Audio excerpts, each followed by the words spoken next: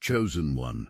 The most dangerous person in the room is the one who deciphers the game while remaining perfectly still. Right now, someone is rattled because the easy access they once had to your energy has been revoked. They're upset because you caught on to their mind games, and they can't handle the pressure of a version of you that simply cannot be controlled. This is your awakening, a victory over a trap you were never supposed to recognize. You were full of loyalty, full of compassion, full of genuine love that you gave without conditions and without keeping score. You believed in people, you showed up completely, you extended grace long past the point where most people would have withdrawn it entirely. These qualities are not weaknesses, they are markers of someone operating at an elevated level of humanity. But here is what nobody warns you about. When you carry that kind of fullness, it attracts people who do not know how to generate that fullness within themselves. It attracts people who spot your openness and immediately begin calculating how to access it. It attracts people who recognize your loyalty and start filing away every vulnerability they can locate within it. What followed was a masterclass in performance. You were pulled in with warmth and intensity. You were made to feel genuinely seen in a way that felt rare and real. The conversations felt alive. The connection felt authentic. The attention was relentless and precisely calibrated. What you were actually experiencing in those early moments was not someone opening up to you. It was someone studying you carefully and then reflecting back exactly what you most needed to see, not because your depth was truly recognized, but because your needs were identified and used as bait. Everything that was offered to you in the beginning was borrowed. It was borrowed from your own desires, built from close observation of you before you even realized you were being watched. The power that person seemed to hold over you was never actually theirs. It was always yours, held temporarily in hands that had no right to it. Remember that, because by the end of this story, you will understand exactly when and how you took it back.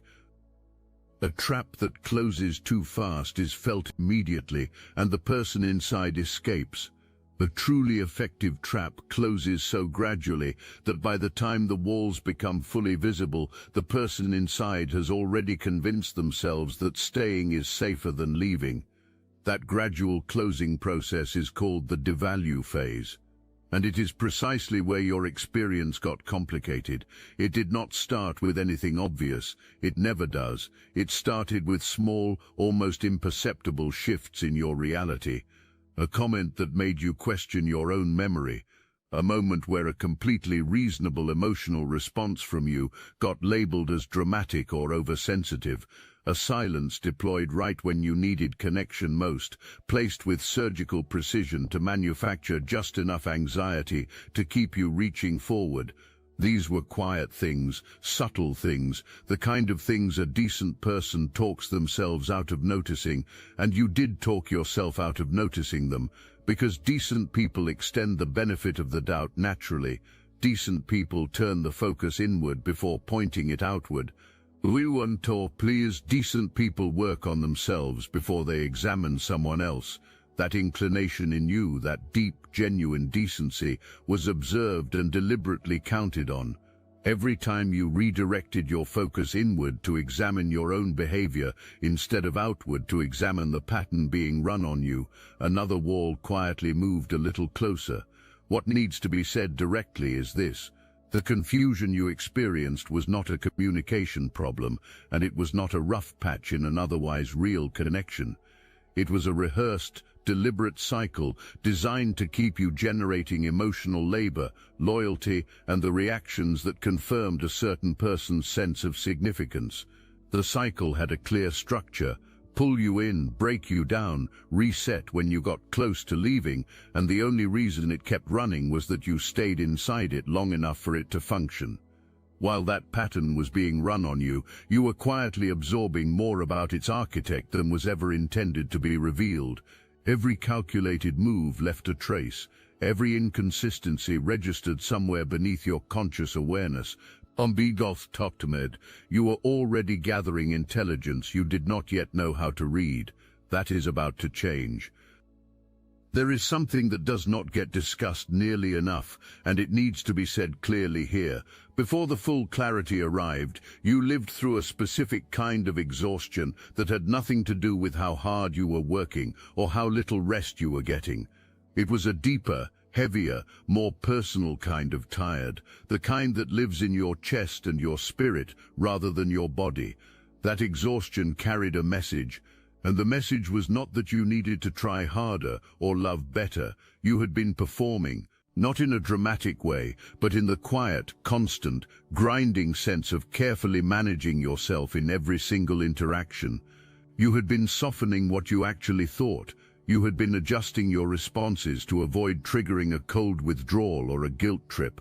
You had been selecting your words so carefully that natural, honest conversation had become an ongoing act of strategic navigation. You were simultaneously your full, aware, knowing self on the inside and a carefully managed, much smaller version of yourself on the outside. Maintaining that gap costs more than most people realize, and you had been paying that cost without fully understanding what it was. If this message awakens something within you, hype this video for other chosen ones who need to hear this. That exhaustion was your inner knowing, finally getting loud enough to break through the noise that had been deliberately constructed around you. It was not weakness surfacing, it was truth surfacing, and truth, when it finally breaks through completely, does not arrive gently. It arrives as relief and devastation wrapped together in the same breath. Because the moment you understood that the tiredness was the cost of performing peace you did not actually feel, you also understood that real peace was available, waiting on the other side of honesty you had not yet given yourself permission to have. That quiet, private moment when you stopped rationalizing the exhaustion and started truly listening to what it was telling you, that was where the real beginning was. The actual shift did not announce itself with thunder or a dramatic confrontation. There was no single explosion that cracked everything open at once. It was smaller and more precise than that. It was a comment that landed a half-second too perfectly. It was a pattern repeating at an interval so exact that it suddenly felt less like personality and more like programming. It was a silence deployed at a moment so specifically calculated that you finally clearly recognized it as a tool rather than a genuine emotion. Something in you went still, not the stillness of someone defeated, not the stillness of someone who has stopped caring, the stillness of a mind that has just locked onto a signal it can never unhear. You had been living alongside a low hum of wrongness for a while, explaining it away, softening it, filing it under "I am probably overthinking this." In that single still moment, you stopped filing it away. You held it, you looked directly at it, and what you saw when you finally looked directly at it rearranged everything you had been told to believe about the situation. The kindness always arrived precisely when you were pulling away, and that was not warmth, that was maintenance. The apologies were perfectly timed, but never produced actual change, and that was not growth, that was a reset. The vulnerability shared in private conversations always redirected somehow toward what was needed from you, and that was not openness, that was access. You were not in a genuine connection. You were inside a carefully constructed system designed to keep you generating loyalty, emotional labor, and the reactions that confirmed someone else's sense of significance. And the entire system depended on one thing: your willingness to keep looking inward for the problem rather than outward at the design. The moment you saw the design, the power shifted. Not gradually, immediately. Nothing on the outside changed, but something at the level of your foundation locked solidly into place, and the people running that system felt it the way you feel a change in atmospheric pressure before weather arrives. Their tactics stopped producing results, their silences stopped making you chase, their jabs stopped landing with any force. Something had gone catastrophically wrong from their perspective, something had gone exactly right from yours. Once the shift in you registered, the escalation began. This is predictable behavior from any system that is losing control of its primary resource. A functioning manipulation program does not gracefully accept the withdrawal of its subject. It panics and intensifies. Every trigger that had been catalogued through careful observation got pulled harder, every pressure point got pressed with more force. The expectation was that the old version of you would show back up, defensive, explaining, chasing, performing, and the system would stabilize back to normal. You did not give the system what it needed to stabilize. What you did instead was not passive, and it was certainly not retreat. It was one of the most powerful decisions a person can make. You chose, consciously, deliberately, and with full authority, to stop spending your precision on people who had proven they would only weaponize it. Your silence was not the silence of someone with nothing left to say. It was the silence of someone who had clearly recognized that certain conversations are not designed to produce understanding. They are designed to produce reactions that can be extracted and used as leverage. So you pulled your energy back, every drop of it, and you redirected it entirely inward. Look, you already know the attacks weren't random, and if you're paying attention, you can feel it. Their walls are closing in.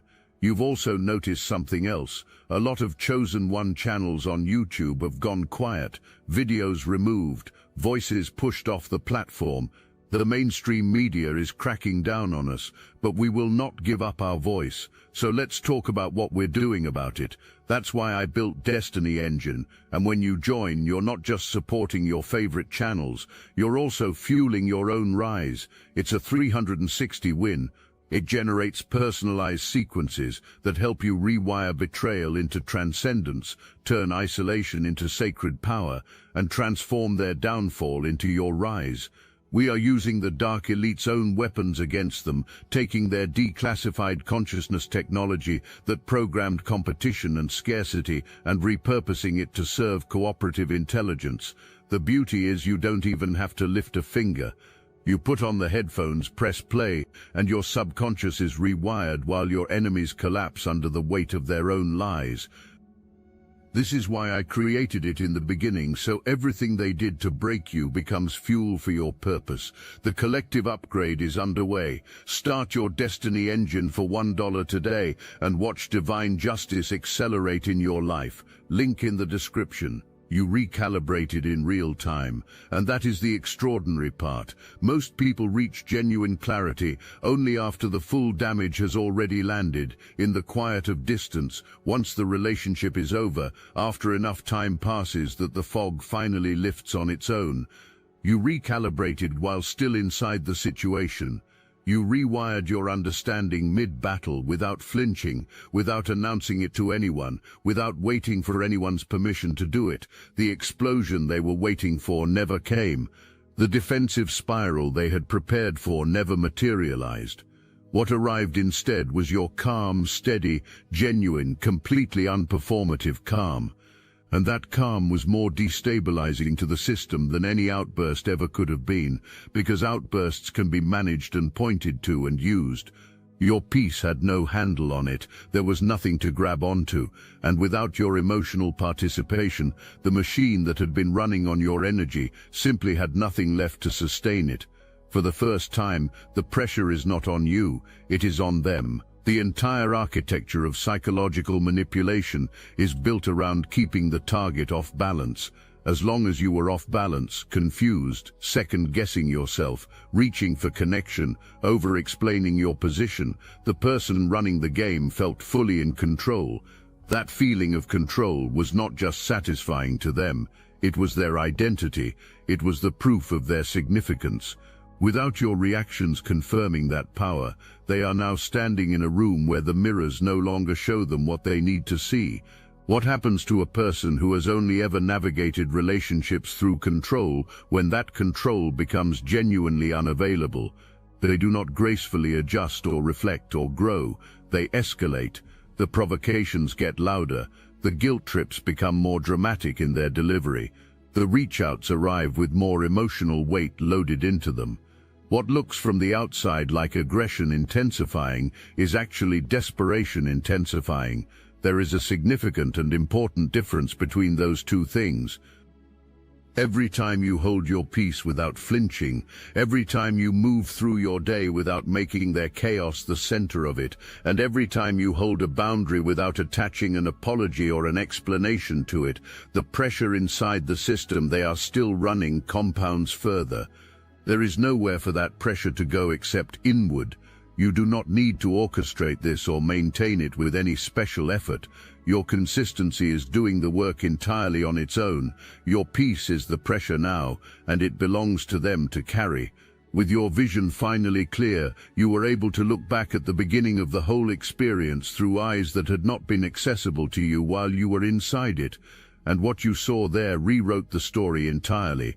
The warmth at the start was not authentic connection. It was a performance written specifically for your audience of one. Before you had even finished sharing who you were, the person across from you had already begun constructing a version of themselves you would find irresistible. The conversations that felt like depth were also data collection sessions. The vulnerability that felt like trust was shared selectively and strategically, just enough to create the convincing illusion of intimacy, just enough to earn your guard coming all the way down. Genuine closeness was never the goal. A solid foothold in your mind was charm is a performance, character is a foundation. You had been responding to the performance while the foundation was being deliberately kept out of view. Charm can be deployed on command, adjusted for any specific audience, and calibrated precisely to a particular set of emotional needs. Character cannot be faked indefinitely. It always reveals itself under enough accumulated time and enough real pressure, and you stayed present long enough and awake enough to watch the mask finally develop cracks. The apologies that arrived with suspiciously perfect timing, the sudden well-placed displays of vulnerability that surfaced precisely when you were getting close to the exit, the moments of warmth that felt real until you noticed they always immediately preceded a request or a need. You saw all of it now with full clarity. Not with bitterness, because bitterness would mean you were still anchored to the past, but with the kind of clear-eyed understanding that moves you forward. The discernment you earned through this experience does not just apply here. It recalibrated you at a foundational level. You can now sense the gap between performed warmth and genuine presence before the interaction has barely begun. That is not a small upgrade, that is a permanent change in how you move through the world. You are wired to perceive beneath the surface of things. You feel the energy behind words, not just the words themselves. You notice when someone's public presentation and their private energy are telling two different stories. You register inconsistencies that other people dismiss as irrelevant noise. You carry a sensitivity to authenticity that operates almost like an internal compass. It does not always fire loudly, but it never fully goes silent either. That compass was actively firing the entire time you were inside the experience. Every uneasy feeling that arrived without a clear, logical explanation, every hesitation you reasoned yourself past in the name of being fair, every moment where something felt definitively off before your mind had finished constructing an argument for why. That was not anxiety, that was not insecurity, that was accurate, real-time intelligence about the energy you were in the presence of. The sustained effort to override your compass was deliberate. Every time your intuition surfaced and pointed at something real, it was reframed back to you as a character flaw. Your perception was labeled paranoia. Your hesitation was called trust issues. Your accurate reading of the situation was presented back to you as evidence of your own instability. The goal was never to address what you were sensing. The goal was to permanently disconnect you from the one internal tool that had the power to end the entire game. That effort failed, because here you are, compass fully restored and fully operational, reading energy with a precision that is genuinely unsettling to anyone who has something to hide. That precision belongs to you. It was forged in the fire of this experience, and it cannot be taken back. Everything else was infrastructure built around a single core mechanism, your doubt in yourself. The goal was never the total destruction of your confidence that would have been too dramatic and too fast to sustain. The goal was careful, gradual erosion. just enough steady chipping away at your relationship with your own knowing, just enough that when your instincts fired accurately, your first instinct was to question your own instincts rather than the behavior that triggered them. As long as that mechanism stayed functional, the cycle could keep running indefinitely. Because a person who has been taught not to trust their own perception cannot navigate toward an exit. All the exits stay invisible when you are convinced that your own judgment is the unreliable variable. That mechanism was maintained through sideways comments that landed just slightly off-center, leaving you feeling miscalibrated without being able to explain exactly why. It was maintained through having your clearly accurate observations reframed back to you as emotional overreaction. It was maintained by making you feel that the appropriate response to noticing something true was to apologize for noticing it.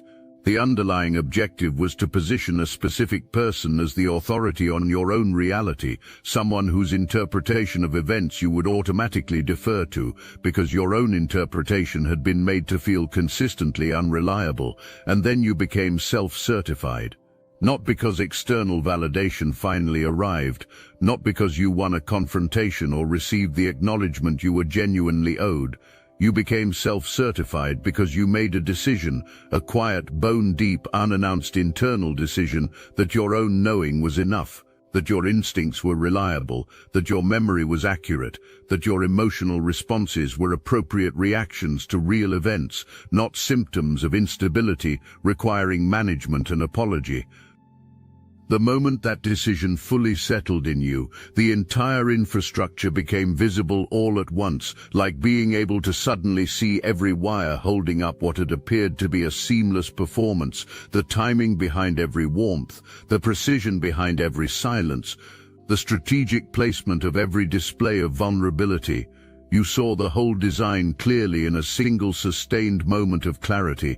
And with that, the one thing the entire structure had been built on, your self-doubt, was simply gone.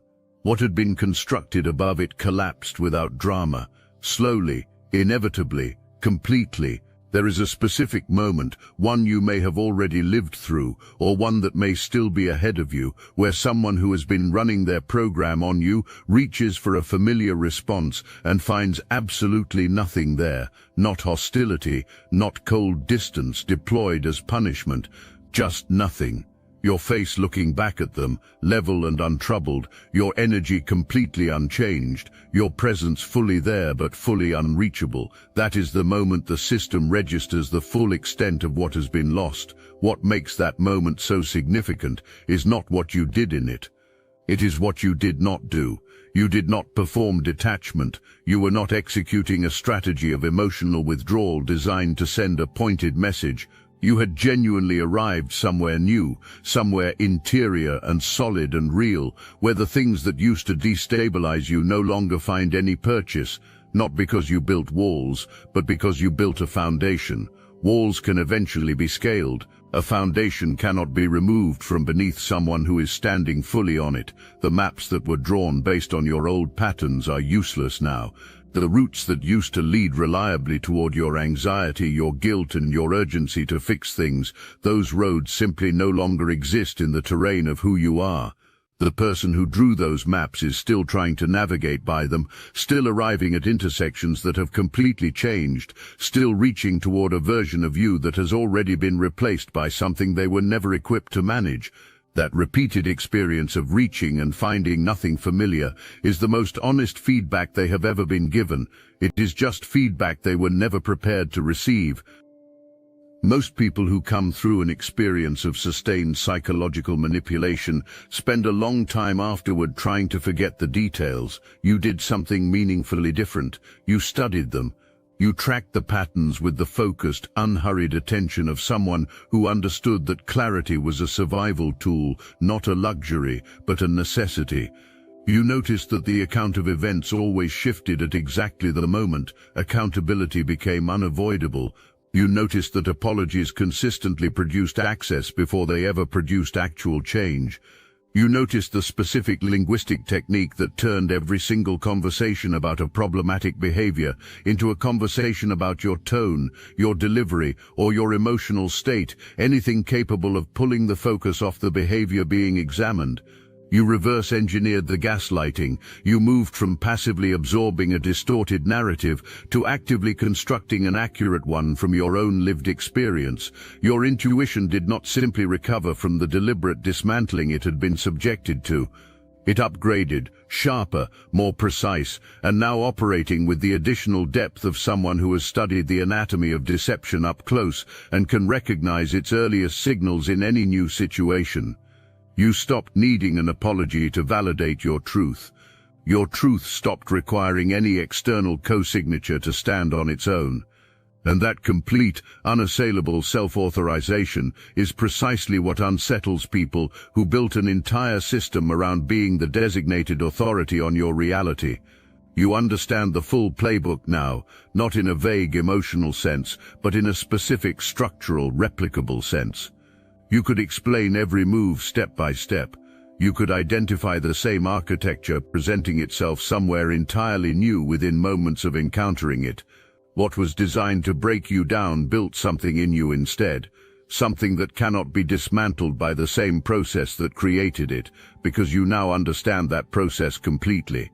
Your compassion was the last door they believed would always stay open. And it is worth being completely honest about why that belief made strategic sense to them. You feel deeply, you extend grace without being prompted. You genuinely believe in people's capacity to grow and change. You give from a real place and without keeping score. These qualities are not liabilities. They are evidence of your elevation as a human being. But they were also studied with care, because a person who reliably extends grace is a person whose grace can be deliberately and strategically invoked. Every time a clear line was crossed and accountability became unavoidable, a carefully calculated display of vulnerability appeared. The version of a person that most needed saving was presented with precision, right at the moment you were closest to deciding that you were finished trying to save anyone. It was not authentic brokenness surfacing. It was your compassion being activated on purpose, because enough experience had made clear that your compassion would respond predictably. What changed when your clarity fully arrived was not that your compassion disappeared, it redirected. All the genuine, deep, powerful care that had been poured into a situation that was using it as a fuel source, you brought it home, you aimed it at yourself, you extended to yourself the same grace you had been so freely providing to someone who was extracting it rather than honoring it. You began protecting yourself with the same tenderness you had always reserved exclusively for other people. Compassion with wisdom is not compassion diminished, it is compassion fully matured. You still feel, you still forgive, but forgiveness no longer functions as an automatic reinstatement of access. A boundary held from this level of self-love has no override built into it. The door is not cold. The door is simply no longer available to be opened by someone who has already clearly demonstrated what they do the moment they walk back through it. Their weapon became your armor. That is not healing, that is dominion. The game continues on the other side of the table, to an empty chair. Every provocation sent out lands in silence. Every trigger that was catalogued through careful observation gets activated and produces nothing. Every performance of warmth or vulnerability or righteous indignation gets staged in front of no audience. And here is what this eventually does to a person whose entire sense of significance was built around being the central force in your emotional world.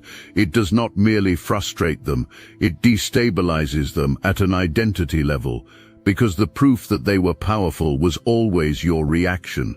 Without your reaction, that proof simply does not exist. You stopped competing in their psychological Olympics, not because you lost, but because you looked honestly at the arena, the constantly shifting rules, the rigged scoring, the goalpost that moved every single time you got close, and decided that none of it deserved your presence. You did not need to flip the table to make a point. You simply walked out of the building, and the view from outside is clarifying. From outside, the whole elaborate structure looks exactly like what it always was, small, constructed, and entirely dependent on your participation to feel real. The energy you reclaimed by stepping away from that chaos is now at work, not just in freedom from a particular person or situation, but in freedom for yourself, for the version of your life that had been waiting patiently in the background while your attention and your bandwidth were consumed by a game you never once agreed to play. You no longer respond from the same origin point. Your reactions are no longer the automatic expression of old wounds that were identified and catalogued. They come from somewhere calmer, more deliberate, and more deeply grounded. You engage when genuine alignment exists. You step back when it does not. You extend grace without surrendering access. You are present without being available for harm. For someone who requires predictability in order to position traps effectively, your current way of moving through the world makes you genuinely impossible to get ahead of. Running a manipulation program against someone who does not feed results back into it is like broadcasting into a void. It does not produce outcomes, it only produces fatigue, and fatigue accumulating over time becomes the most honest accounting of what the entire effort was actually worth. You do not need to take any deliberate action to create this outcome. Your consistency is the pressure. Your peace is the pressure. Your quiet, daily, unannounced decision to keep living fully and purposefully in your own life, that is the pressure. And every bit of it belongs to them to carry now. The system that was built around accessing and managing you is collapsing, not because you attacked it, but because you withdrew the resource it depended on to function. Every dependency that system had on your reaction, your confusion, and your continued reaching toward connection has been methodically removed. A system of control with nothing left to control does not hold its shape. It deteriorates internally, and it does so without requiring you to watch it happen. What remains when the performance has no audience and the tactics have no target is a person alone with their own unmediated reflection.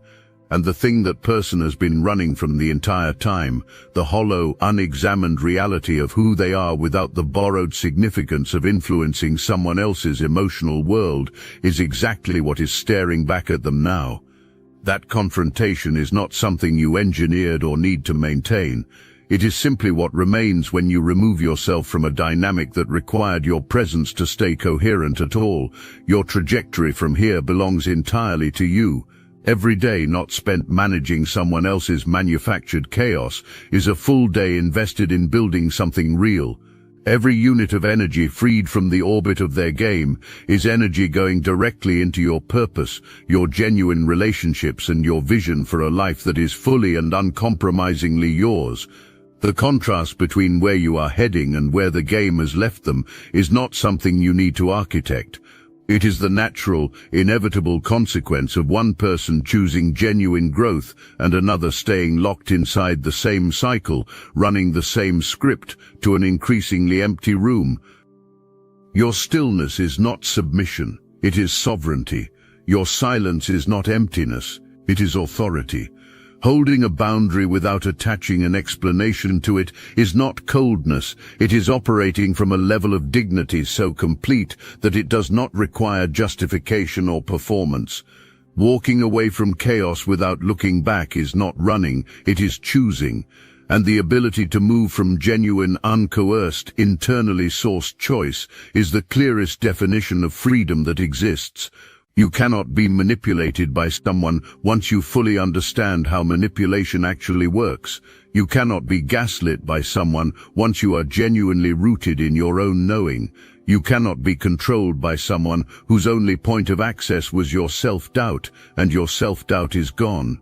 Not because your life became easy, but because you became clear, and clarity is the most durable thing a person can carry. It does not rust. It does not erode under sustained pressure. It grows stronger every single time someone tests it. You are not the person they found. You are not the person they tried to reshape. You are not the version of yourself that nearly disappeared inside someone else's carefully constructed story about who you were and what you were worth. You are the chosen one who woke up early, who decoded the trap from inside it, who recalibrated mid-battle without flinching, who turned self-doubt into sovereignty, who turned the maze into a map, who turned the most effective weapon ever used against you into armor you will carry for the rest of your life. You are the most dangerous person in the room, not because of anything you will do to the people who underestimated you, because of everything you are going to build now that nothing is standing in your way. Go build.